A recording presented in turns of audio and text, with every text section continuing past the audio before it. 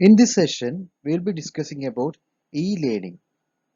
There will be a detailed discussion on the basic aspects of e-learning, and also we'll be covering uh, what is Swayam Prabha, and all other schemes which are included in the new syllabus of NTA NET 2019. Now let's see the features of e-learning. It is an online multimedia environment in which teacher and learner interacts one-to-one. So there will be direct individual interaction, more interactivity than in a normal classroom, and it will be varied based on the classroom size. Then it is a learner-centered mechanism, and learner monitoring and grading systems can be adopted in order to facilitate better coaching programs.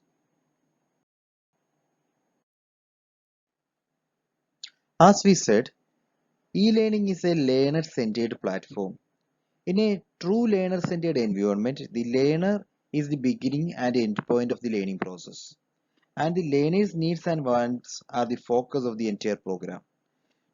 Teacher will design all the tools available in such a way that which will satisfy learner's needs. The instructor adjusts to the student. That is basic feature of e-learning program. The quality of instruction is measured against standards. The student is an active partner in the learning process, so you can assure a two-way communication process. The course is continually renewed through feedback from learners. So based on the free feedback, we can reframe the entire structure. E-learning is a learner monitored program. Learners learn to assess their own progress. So their progress is assessed by the learners himself. So, helping learners to identify the progress they have made, to understand what they have achieved and what they need to do next to make progress towards their goals and qualifications. So, the entire program is designed in such a way that it will be learner centered as well as learner monitored. So, what is the next need of the learner and where the learner stands? All these things will be the basic things that will design the entire learning program. Next is grading system. In a grading system, learners are placed in ability bands that represents a range of scores. It reflects on the individual learner's performance in the form of certain level of achievement in relation to the whole group of learners. So there will be a comparison, and learner can identify at what point or in what position the learner has been able to be. Now let's see the difference of e-learning and web-based learning. In e-learning, it is mostly associated with activities involving computers and interactive networks simultaneously. So that it is not about computers alone. It includes interactive technology as well, interactive network as well. So the computer does not need to be the central element of activity or provide learning content. However, the computers and the network must hold a significant involvement in the learning activity. So in e-learning, it is a combination of computers as well as interactive networks. When it comes to web-based learning, is associated with learning materials delivered in the web browser, including when the materials are packed on a CD drive or a pen drive or any other multimedia disk. So in web-based learning, it is just a transfer. It's just a transfer of learning materials through the web browser. In e-learning, it is totally different that computers and internet facilities jointly used.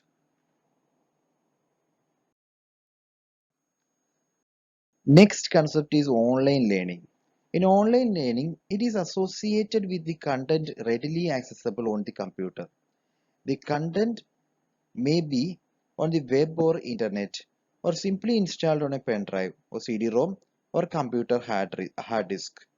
In online learning, if we are searching something on the internet or we are learning from Wikipedia, all these are the examples for online learning. E-learning as a concept developed by Bernard Laskin in 2001, he explained E as exciting, energetic, enthusiastic, emotional, extended and educational platform. So e-learning is internet-enabled learning. It is a storehouse of education, information, communication, training, knowledge and performance management. Now let's see the benefits of e-learning.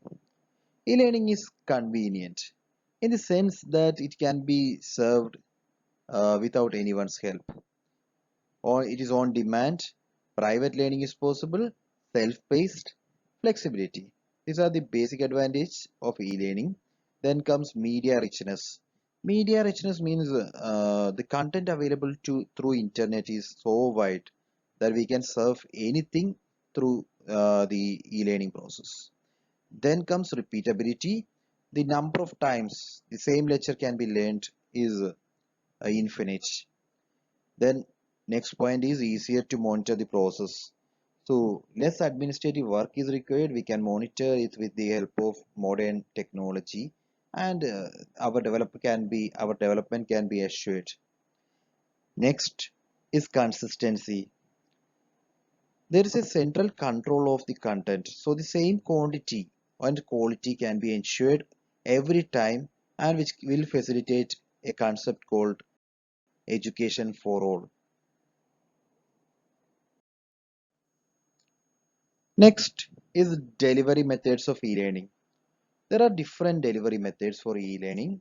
First one is synchronous method, second one is asynchronous method, then instructor-led method or instructor-led group, then self-study with subject expert, web-based blog, wiki, forum, means Wikipedia or for web-based blogs on some specific topics.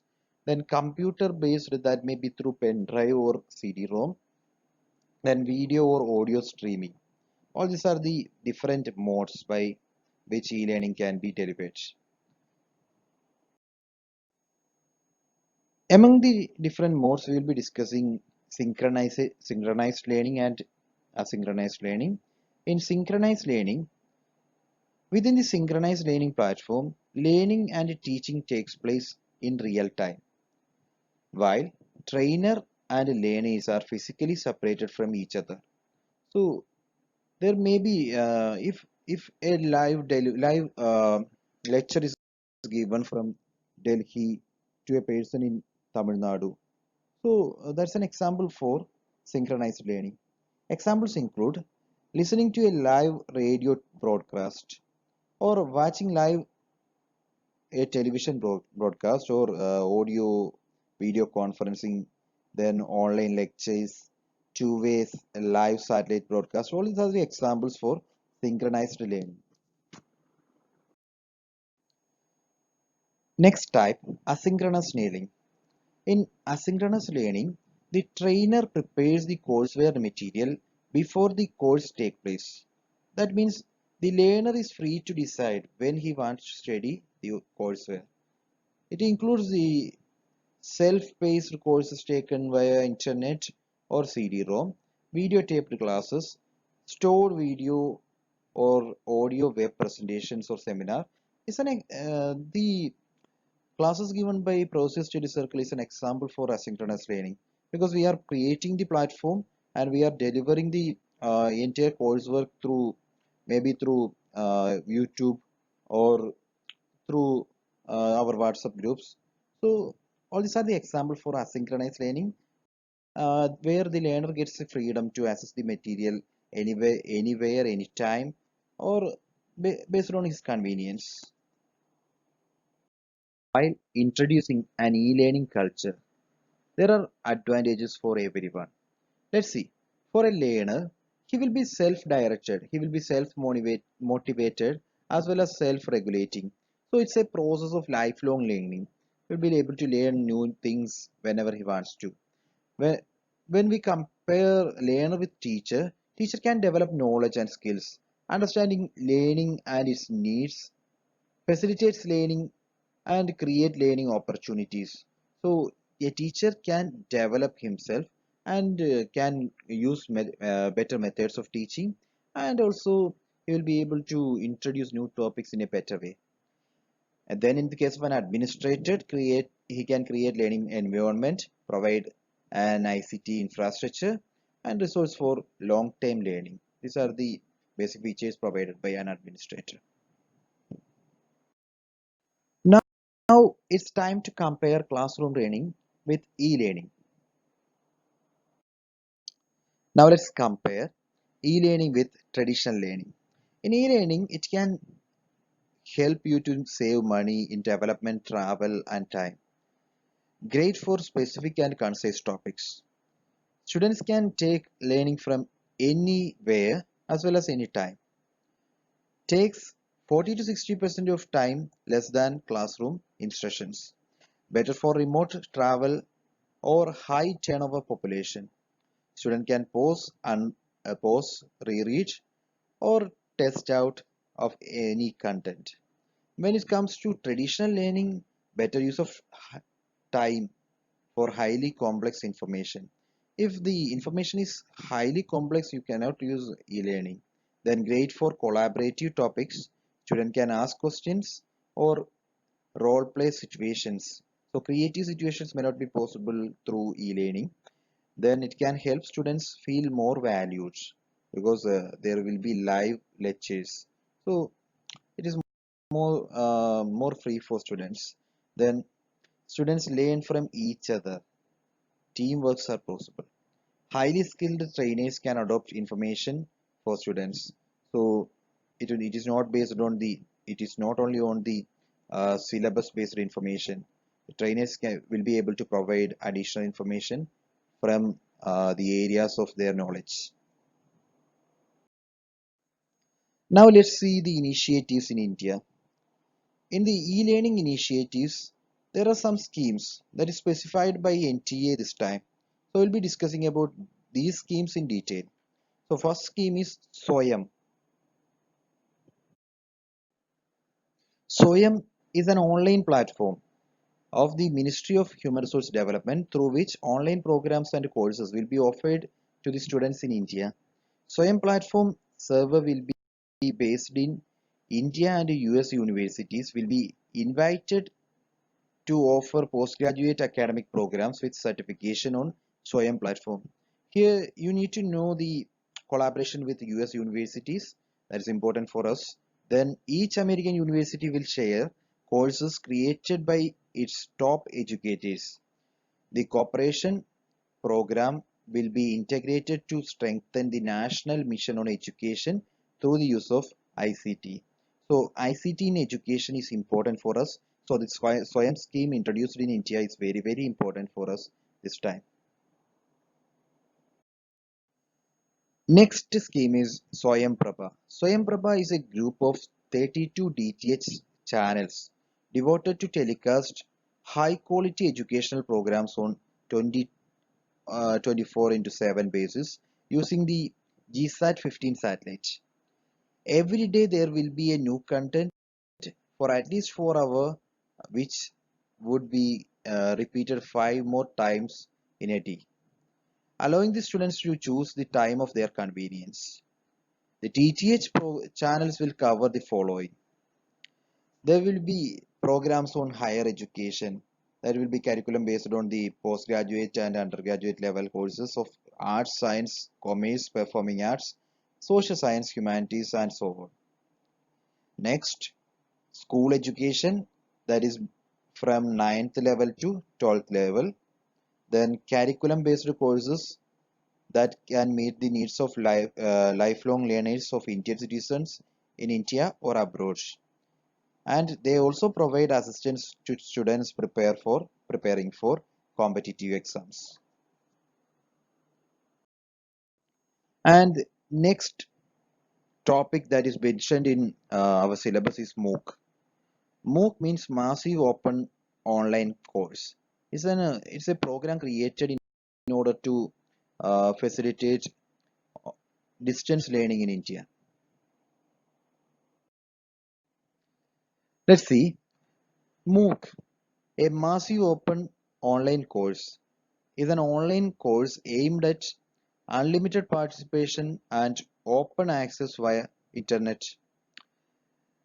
In addition to the traditional course materials such as filmed lectures, readings, and problem sets, many MOOCs provide interactive courses with the user forums to support community interactions among students, professors, and teachers, teaching assistants, as well as immediate feedback to quick quizzes and assignments. So it's an interactive platform created in such a way that online and distance education will be promoted.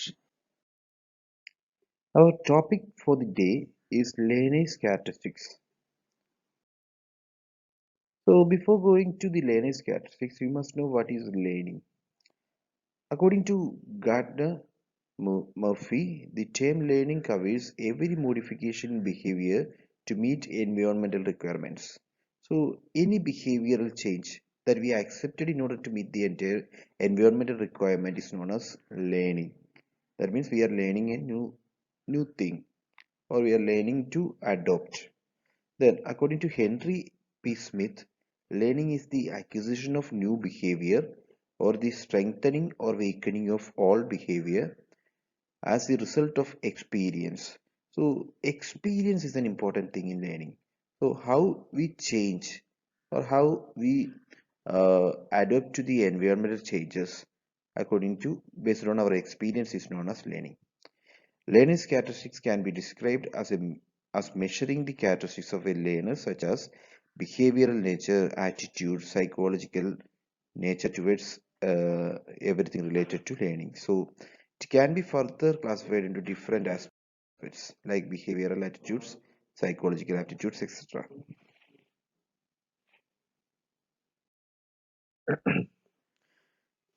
Learners can be classified into different types. It can be visual learner, kinetic learner, auditory learner, stress learner, ease learner, scribble learner, thrust learner, teach learner, copy learner. So what is visual learner? Visual learner is someone who learns what they see.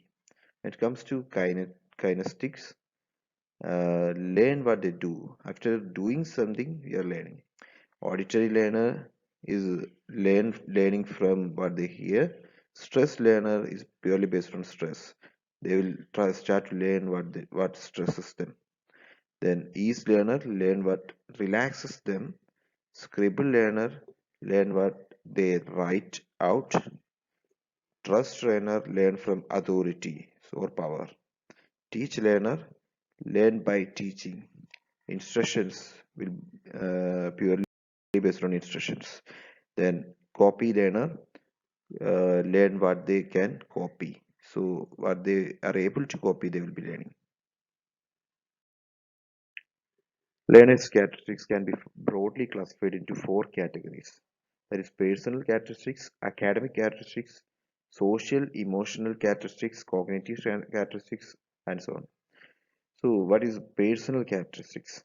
So every learner has some personal characteristics like his age, gender, cultural background, maturation, then language, social, economic status, and specific needs. All these affects his popular behavior and his skills and disabilities. So personal characteristics include all these things. When it comes to academic levels, educational type, educational level, and knowledge are the basic components.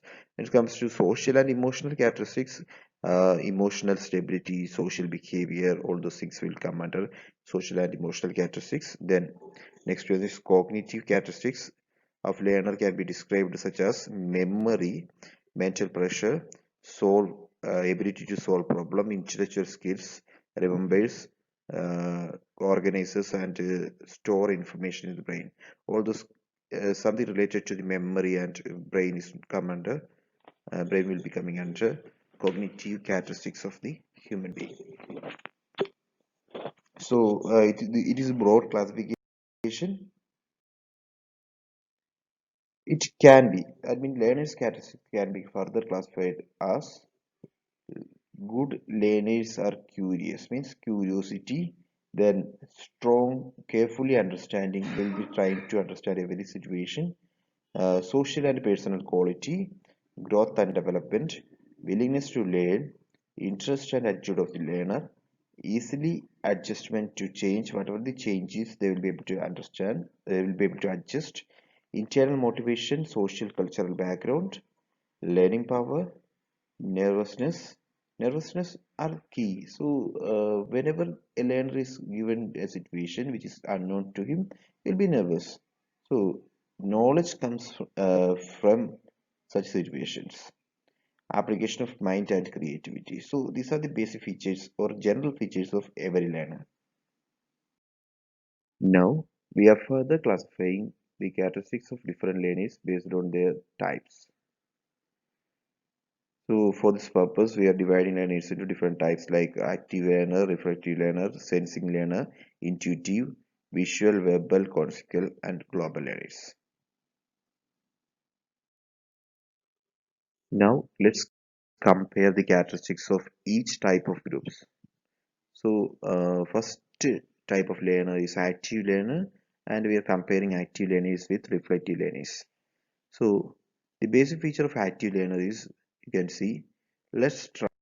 The basic attitude of active learner is let's try out and if it is works. So let's see what is happening. So they are ready to do the work first. After that, they will be thinking. So in case of reflective learner, the situation is different. They will think first, and then only they will be going to do that. It is like a teamwork. And when it comes to reflective learner, they are working alone. Lecture classes are challenging because they are active. They always wanted to be part of something. When it comes to reflective learner, they may have trouble getting started if they think too long before writing. So thinking can be done, but when it comes to overthinking, that may not be productive. When in case of active learners may have difficulty when they always act before they think. So even before thinking they are acting. So it may not be fruitful. In case of reflective learners, when learning new information, should stop periodically and try to apply it in new ways. So it's overthinking. They must reduce the thinking and they must apply new ways to their learning skills. When it comes to active learners, should try to work and study in groups and with a partner. So a teamwork is needed, and they must facilitate teamwork.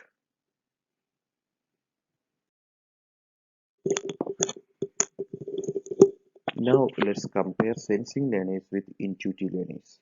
In case of sensing learners, they use to establish standards to solve the problems because they learn from the facts that is already covered, that's already created. And in case of intuitive learners, they prefer to discover new ideas and connections. So there may be already written knowledge. They will try to create an additional, or they will try to learn something new from the entire framework.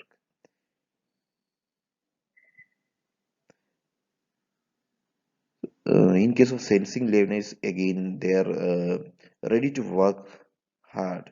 They are ready to give more time and get ready to give detailed work, detailed study, detailed memorizing skills, everything. And in case of intuitive learners, they prefer quick work. Next comparison is between visual learners and verbal learners. In case of visual learners, uh, remember everything what they see. Timeliness, demonstration, flowcharts, etc. are the ways to teach visual learners. Create timeliness for projects, papers, tests, etc. Color code tasks. All these are the basic features of visual learners because they try to learn from what they see. In case of verbal learners, they prefer written or spoken instructions based on verbs. Should write summaries of tasks in own words. Should try to work in groups or with the partner whenever possible.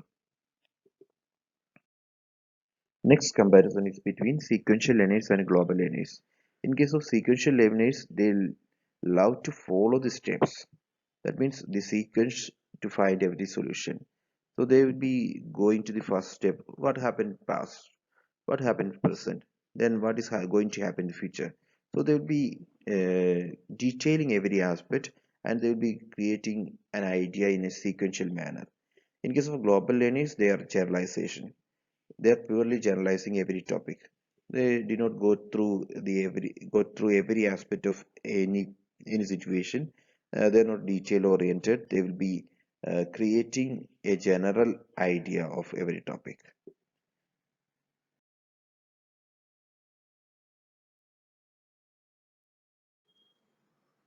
Let me give you a brief about assessment. Assessment is the process of gathering quantitative and qualitative data on students' knowledge. That is, what he can do and how much the student has learned in order to improve his knowledge and his learning. Therefore, the vital components of assessment are gathering of data, analyzing of data, interpreting of data. So, assessment starts from gathering, then the data gathered will be analyzed in such a way that the students' knowledge will be interpreted, and that will lead to ultimate improvement. Let's see the different types of assessment.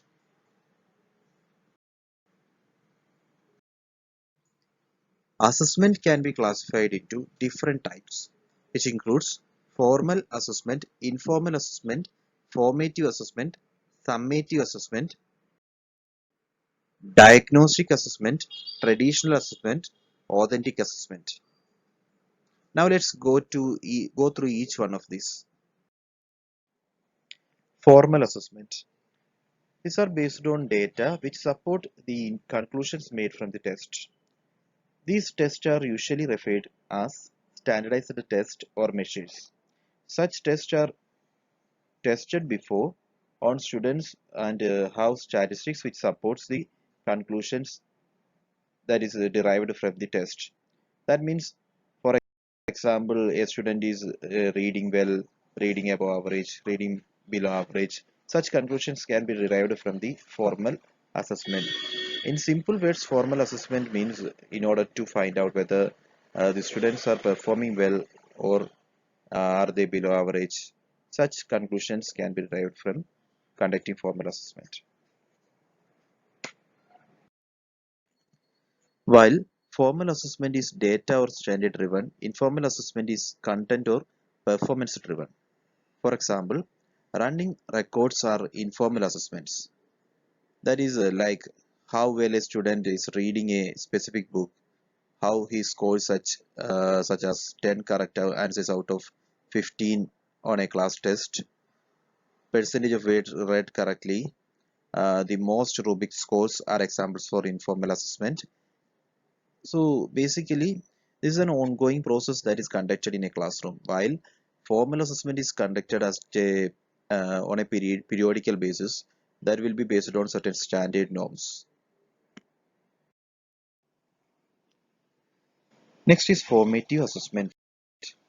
It means gathering of data during the time program is being developed. This is like providing a feedback for the improvement of instruction or for the improvement of the program.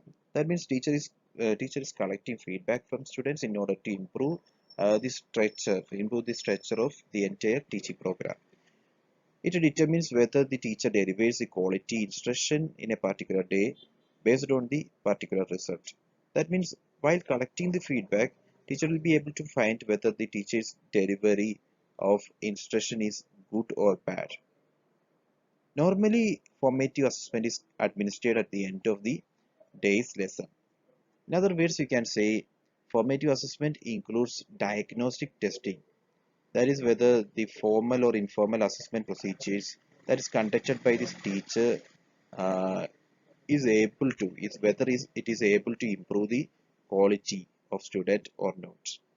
So such assessment will be conducted in order to frame the uh, assessment procedure, or in order to improve the teaching, improve the quality of teaching that is conducted by the teacher.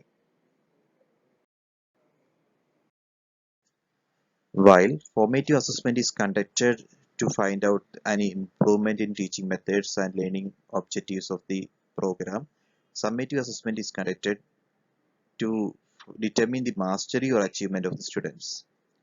Normally, summative assessment is conducted at the end of the chapter or unit. While comparing summative assessment with formative assessment, summative assessment seeks to monitor educational outcomes, which are often for the purpose of external accountability, while formative assessment is for the improvement of the teaching program as well as learning program, which is internal in nature. That is the basic difference between these two. Next is diagnostic assessment. We already said formative assessment is an example for diagnostic procedures. So let's see what is diagnostic assessment. It is used to determine prior to instruction a student's strength, need, knowledge, and skills.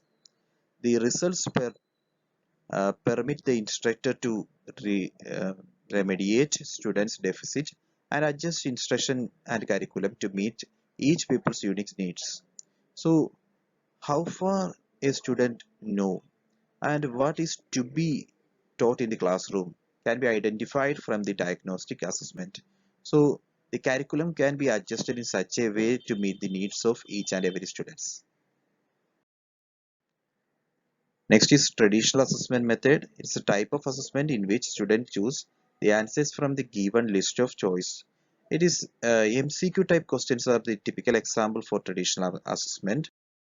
Students are expected to recognize that in this assessment there is only one correct answer. Paper and pencil test is an example for paper and pencil test. Development of horse are being limited. So the entire framework is limited to the paper and pencil. So there are choices options given, so students will not be able to create much. Authentic assessment.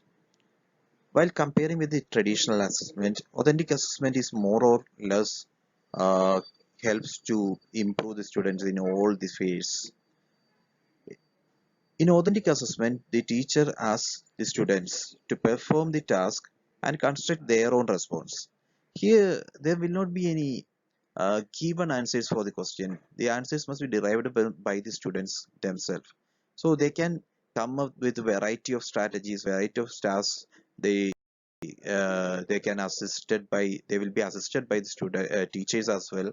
So uh, it will ensure the overall development of the students. Hi all, welcome to yet another session of Teaching Aptitude. In this session, we will be discussing about the different tools of evaluation, especially writing scales.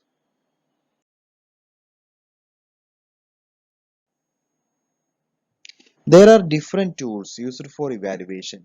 It includes rating scale, intelligence and aptitude test, inventories, anecdotal test, teacher-made evaluation tools, standardized tests for evaluating achievements. In this session, we will be discussing about rating scales only. There will be a second session for discussing the other tools. Rating scales. It is a subjective method. Through this, one can find out what others say about a particular person. Rating is a term applied to an expression of opinion or judgment regarding some situation, object, character, or an attribute. Rating refers to a scale with a set of points which describe varying degrees of dimension of an attribute that is being observed. So rating scales are used for evaluating a particular person or a particular thing. According to Ruth Strang, rating is in essence directed observation. So there will be a platform, there will be a manner in which observation is made. Such observation is known as rating. We can classify rating scales into five broad categories. It includes numerical scales, standard scales, Geographic scales, rating by cumulative points, forced choice ratings. First one is numerical scale.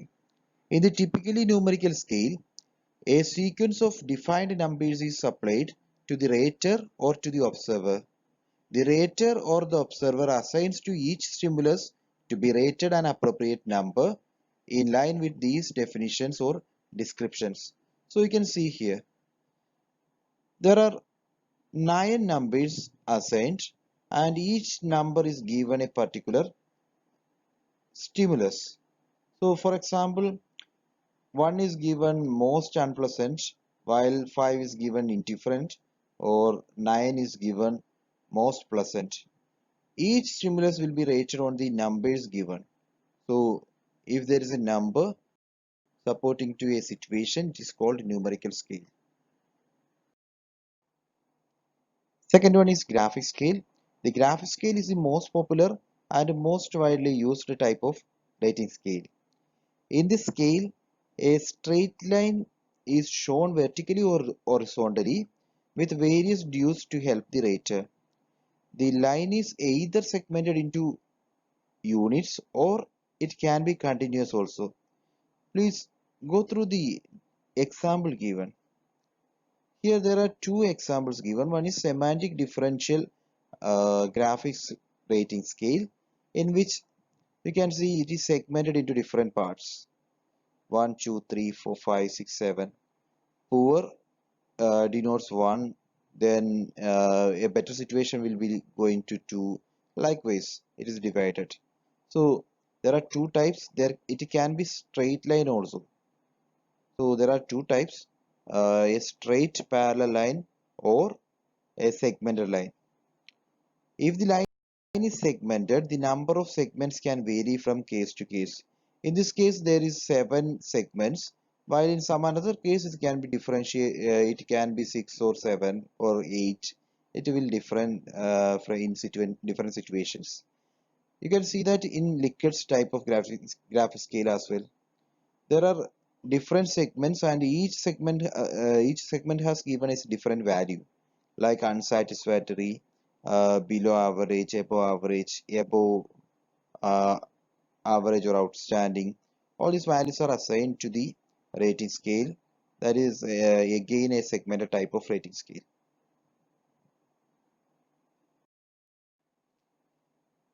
Next type is standard scale. In standard scale, a set of standards is presented to the rater. The standards are usually objects of some kind to be rated with the pre-established rating values.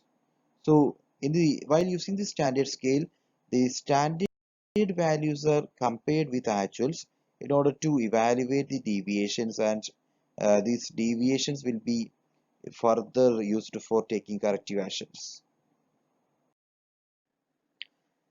Next method is rating by cumulated points. While comparing with the other methods, it is totally different in the method of scoring. The rating score for an object or individual is taken as a sum or average of weighted or unweighted points. For this method, there will be a checklist or a guess who technique, and the data is collected using this method, and the data will be evaluated on the basis of the averages or the sum of answers given. Next method is forced choice rating. In this method, the ratee has to say whether he has a trait which is more than, or he has an interest which is more than while comparing with another.